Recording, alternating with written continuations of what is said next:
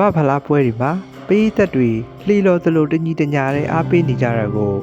မြင်ဘူးပါလိမ့်မယ်ဒီပုံစံက Viking Class လို့လည်းခေါ်ကြပြီးမြောက်ဥရောပနိုင်ငံတွေတဲကအိုက်စလန်ပေးသက်တွေကြောင့်ပိုပြီးနာမည်ကြီးလာခဲ့တာပါ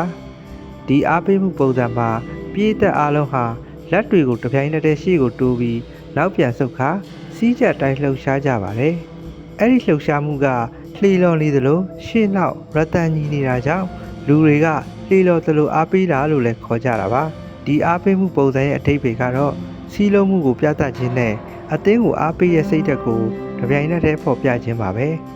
ပြည်သက်အားလုံးတတန်နဲ့တစိမ့်တည်းဖြစ်နေတဲ့ခံစားချက်ကိုပေးနိုင်တဲ့အတွက်ဘောလုံးဝင်းထဲမှာ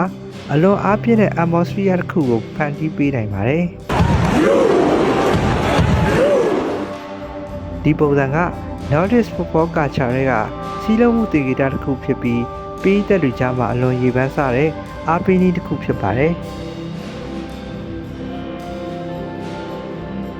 ကြည့်ရှုသူမိတ်ဆွေများအတွက်စိတ်ဝင်စားဖွယ်ဘဝတုဒ္ဒဖြစ်ဖွယ်အကြောင်းအရာများတင်ဆက်ပေးသွားမှာမို့ The Prehab Channel လေးကို Like and Subscribe လုပ်သွားပေးပါအောင်ခင်ဗျာ